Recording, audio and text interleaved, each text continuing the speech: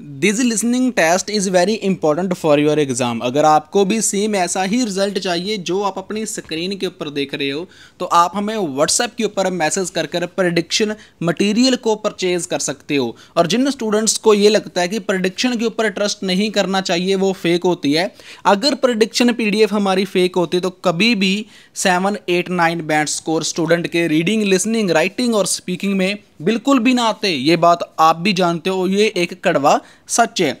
इसके अलावा आपको एवरी प्रूफ देखने को मिलेगा मेरे इंस्टाग्राम पेज के ऊपर, जिसका नेम है आईएलएस वाला इंडिया। हमारे नाम के ऊपर काफ़ी फेक पेजेस भी बन चुके हैं, लोग काफ़ी फ्रॉड भी कर रहे हैं। प्लीज़ उनसे बच के रहें।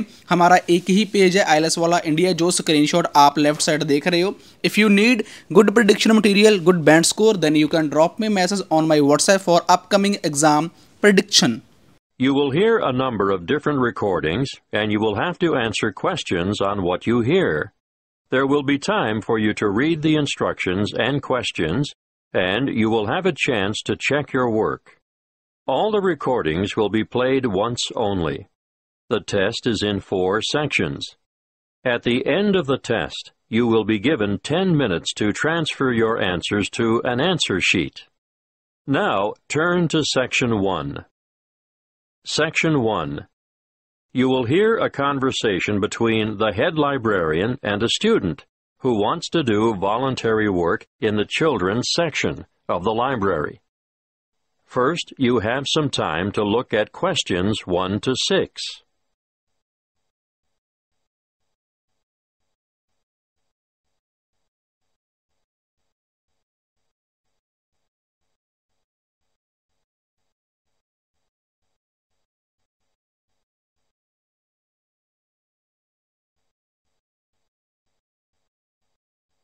You will see that there is an example that has been done for you. On this occasion, only the conversation relating to this will be played first. Good morning. You'd like to volunteer for the children's section, is that right? Yes, I spoke to you on the phone yesterday. That's right. Tessa, isn't it? Yes, Tessa Bridges. The applicant's name is Tessa Bridges. So, Bridges has been written in the space. Now we shall begin. You should answer the questions as you listen because you will not hear the recording a second time. Listen carefully and answer questions 1 to 6. Good morning. You'd like to volunteer for the children's section, is that right? Yes, I spoke to you on the phone yesterday. That's right. Tessa, isn't it? Yes, Tessa Bridges. Thank you for coming in today, Tessa. Before we discuss what a volunteer does in the library, I'll need to get some details from you. No problem. What would you like to know? Where do you live, Tessa? I still live with my family in Northwood, 51 Matthew Drive. Mathew? Matthew Drive? Actually, there are 2 T's. Mattthew. Oh, thank you. And the postcode for Northwood is? Oh, I'm still confused about that. It used to be 2614, which of course I still remember, but the post office has recently changed it to 4126. So, 4126. Now, you're a university student, aren't you? Not exactly. I go to Northwood Polytechnic. I'm in my final year. In your final year. So what are you studying? I mean your main subject. Oh, I'm majoring in creative writing. And are you enjoying that? Very much so. I love it. When I graduate, I want to write children's books. That's great.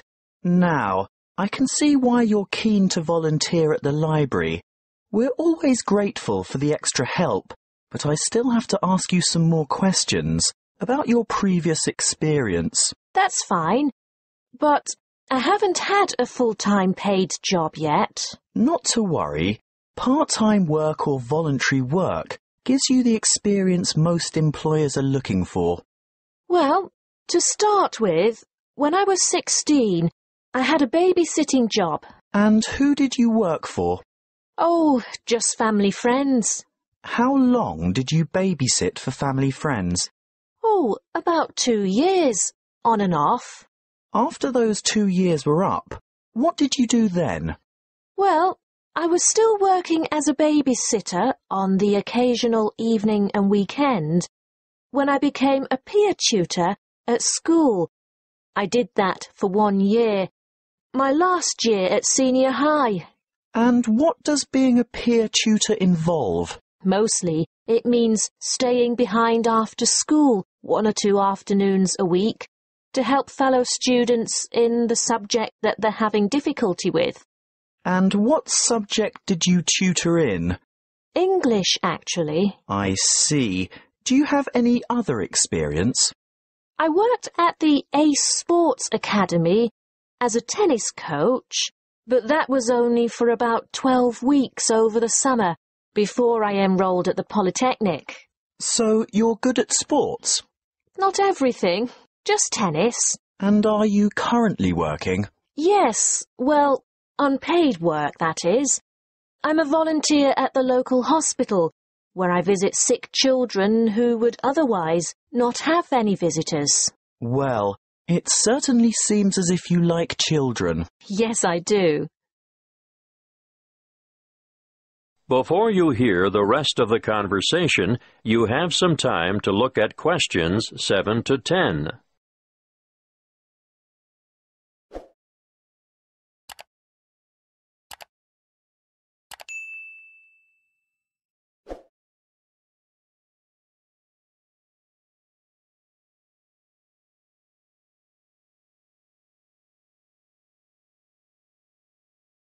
Now, listen and answer questions 7 to 10. Well, Tessa, what I need to know now is what your schedule is like, so that we can fit you into the roster here. Can I assume that you're not able to work Monday to Friday during office hours? Right. I'm very busy with lectures, workshops, and assignments during the week. How about weeknights? Say 5 to 7 in the evening. That's a very busy time in the children's section. Well, I couldn't commit to more than 3 evenings a week, and even then it would depend on my schedule. Yes, I understand. If possible, we could make arrangements a week in advance. Would that help? Yes, that might work. Are weekends okay? Well, Sundays are out.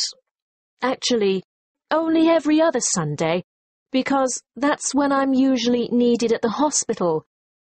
But I'm free on Saturday afternoons. All right. We could roster you for the odd weekend then. What about school holidays? Definitely, no problem whatsoever. I don't have any other commitments during the holidays. That's good to hear. We have droves of children here in the holidays, as you can imagine. Thank you. Well, Tessa, we'll send you a letter of appointment in the mail, and we look forward to having you join us as a volunteer. Thanks very much. Now, as for your duties. That is the end of Section 1. You now have half a minute to check your answers.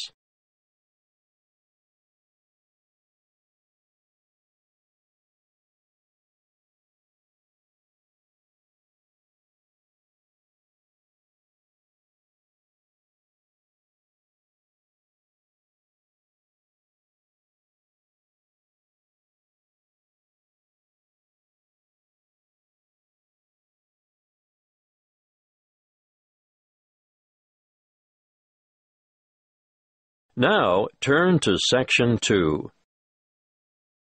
Section 2. You will hear a radio advertisement for a health program.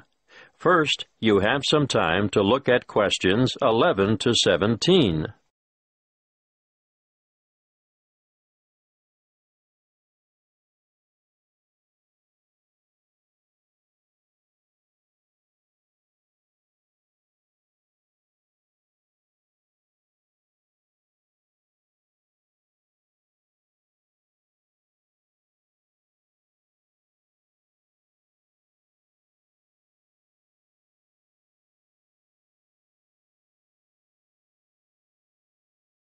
Listen carefully and answer questions 11 to 17.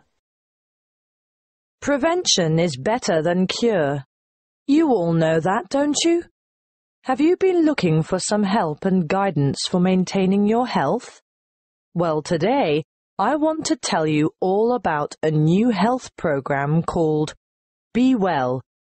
Be Well Online, actually. This is an interactive website packed with resources to assist you in achieving your health goals. On this website, you'll find up-to-date health information you can trust. It has a register which includes a quick online check to assess your health and keep track of your progress. What do you want to do? Lose weight? Give up smoking? Manage your blood glucose levels or just improve your overall fitness?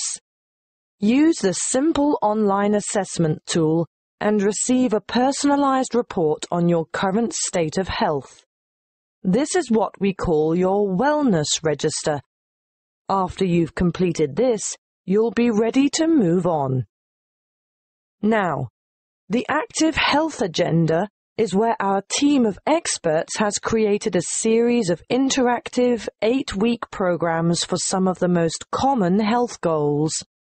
These are aimed at differing ages and lifestyles and include healthy eating and workout plans, plans for losing weight, stress management, longevity, or how to age gracefully by maintaining your health, and express workouts for those of you who never have enough time.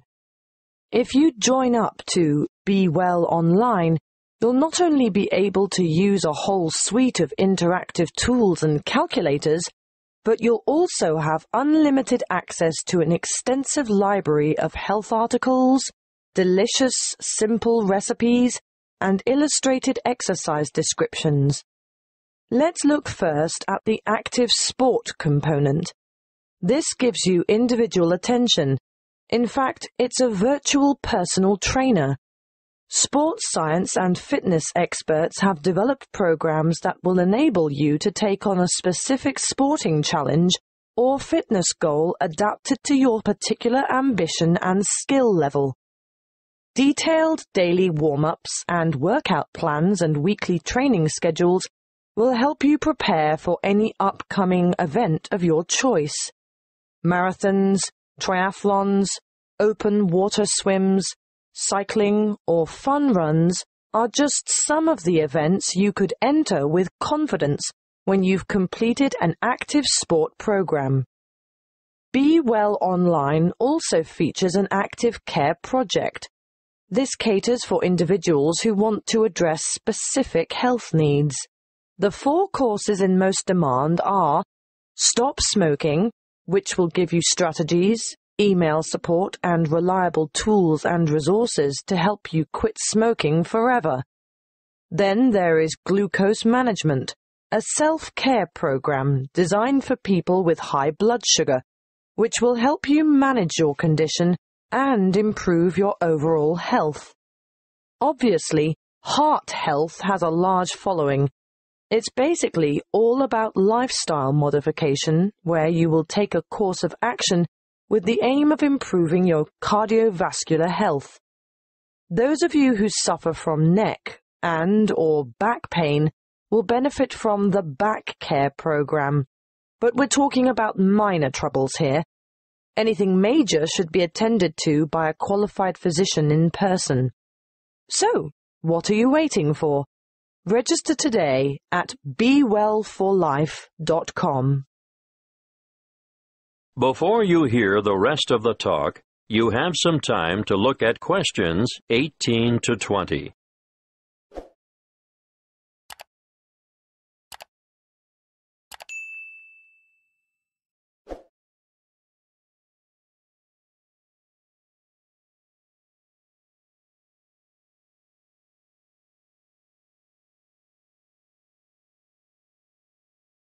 Now listen and answer questions 18 to 20. Okay, I can hear some of you saying that you don't have enough willpower to go through with our online program. Well, just for people like you, We offer Be Well Coaching. What is it? It's a telephone-based service that will give you the extra support, motivation, and techniques that will provide the impetus for you to bring about permanent changes. Who runs it? The course is delivered by experienced health coaches, as well as qualified exercise physiologists, dietitians, and nurses. Who can use it? Well, this service is really for those of you who have serious health concerns like diabetes, arthritis, or high blood pressure. I know there are many of you out there who could benefit from this. How does it work? Your health coach will provide assistance as you develop a plan and maintain regular contact over a period of 6 months to help you stay on track. You'll also get access to a phone-in service for extra support if you need it, and you'll be provided with health information specifically targeted at your individual problem. Now, what could be better than that? That is the end of Section 2. You now have half a minute to check your answers.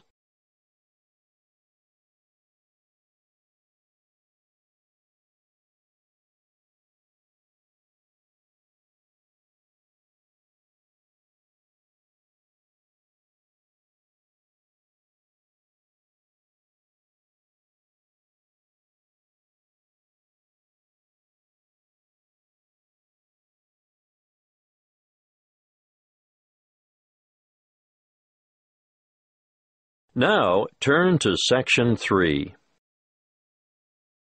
Section 3. You will hear a conversation between two senior students who have to organize a competition for the University Open Day. First, you have some time to look at questions 21 to 27.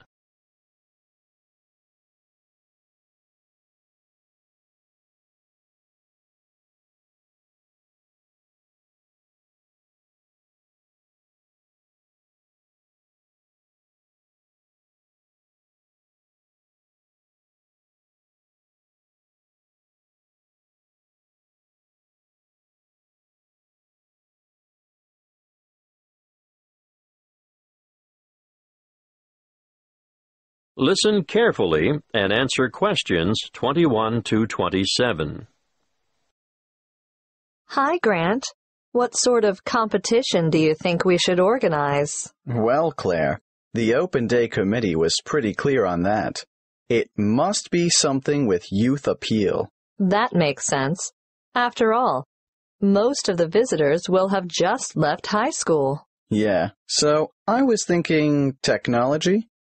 Do you mean something which uses the latest technology, like an iPod? Something like that, but a bit more expensive maybe. What about the latest iPhone? I'm saving up for one right now. Let's make it an iPad. I wish I'd had a tablet computer when I started university.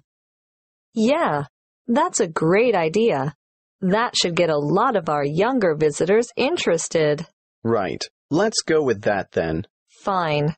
We could go into town now and buy it. I saw great deals advertised at the Rick Smith store. Oh, I don't think we'll have to worry about that. A university purchase order will probably be arranged through the Resources and Supplies section. Well, that's settled then. What about the competition? Is it going to be a game of skill or a guessing game or something else? What do you think would work best? Good question. I don't think it should be anything too hard or anything that will make the visitors look silly. Some of them have such fragile egos. True. So, something that anyone can do. Nothing competitive, no skill or intelligence involved. That's right. But the main thing is that the contestants have a lot of fun. How do we do that? Well, I was thinking of a popular TV series, science fiction or science fantasy. I don't actually know the difference. Go on. It's a series where in every episode the main characters step through a portal into another world or another era. What's a portal? It's like a gateway or entrance to something. Okay, I get it. They'll be stepping into the new world of tertiary learning. So somehow we encourage people to step through this portal. Then what? They get their photo taken. Is that all? Not exactly. Let me think. I can't see how that's a competition, unless we pick the best photograph. But there's not much excitement or involvement in that for the participants. Wait. We don't decide on the winner. I mean, no one person does. We get them, the public, to do it. How? Put all the photos on Facebook, and the one with the most votes wins. I agree. Good idea. But there's just one more thing I'm not clear about. How do we get hold of a portal? I was thinking graduates of the engineering department could construct it as part of their contribution to Open Day. Before you hear the rest of the conversation, you have some time to look at questions 28 to 30.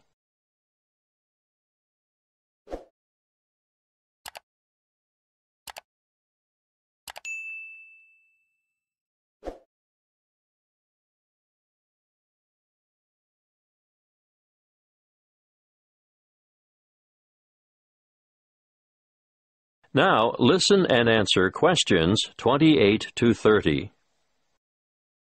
How do visitors enter the competition on Open Day? Well, firstly, they have to make their way to the portal photo booth on campus. Okay, a bit like a treasure hunt to start with. Yes, and then they get their photo taken stepping through the portal. And they'll have to write down their details. You know, name, phone number, email? No, hang on. Let's keep it simple. Just name and email address should do. Then after, say, the 30th of July, people can visit the university Facebook page and vote for their favorite photo. So the photo with the most votes wins. Yes, I think that should generate quite a bit of interest. What about a cutoff date? Of course, maybe, the most popular photo as of 5 p.m. on the 10th of August will collect the iPad. And the winner will be notified by email. And the winning photo will be enlarged and published in full color on the university Facebook page. That is the end of Section 3. You now have half a minute to check your answers.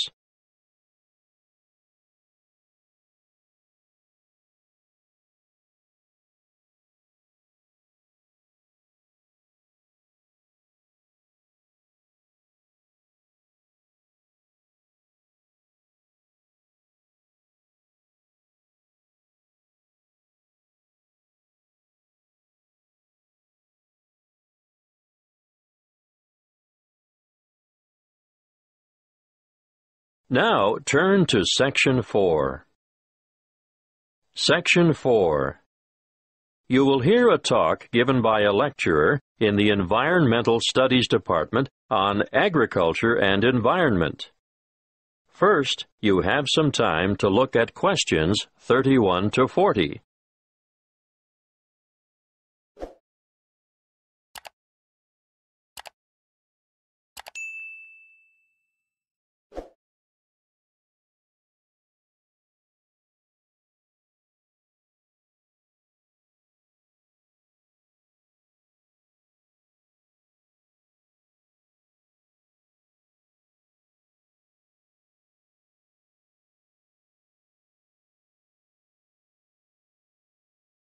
Listen carefully and answer questions 31 to 40.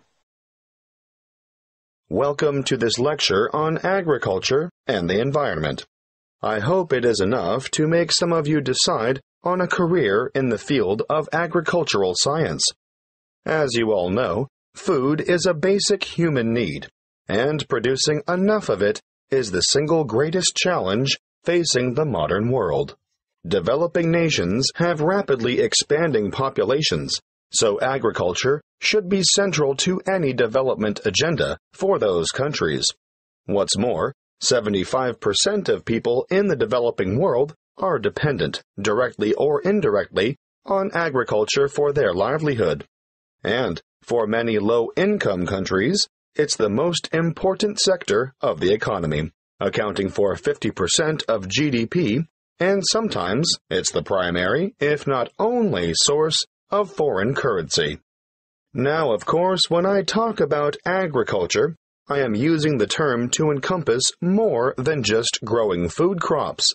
Of course, livestock farming, fishing, and forestry are included. In order to combat wide-scale food shortages, agricultural research programs are underway in many areas. Using science is one way to increase productivity. But, a word of warning, agriculture must also be sustainable. Let's look at approaches that are not sustainable. Firstly, overgrazing and intensive cropping are two ancient but destructive practices that lead to loss of soil fertility. Secondly, the modern idea of liberal application of chemical pesticides and herbicides has had disastrous consequences for the health of the land, ranging from the pollution of water sources to the destruction of wildlife. These practices have ignored the mechanisms that sustain ecological communities. Ignorance has led to the destruction of the very biodiversity that is essential for sustainable food production. However, introducing new agricultural techniques, especially things like genetic engineering, can be difficult because many people remain suspicious of the fact that plants have had their genetic material modified by scientists.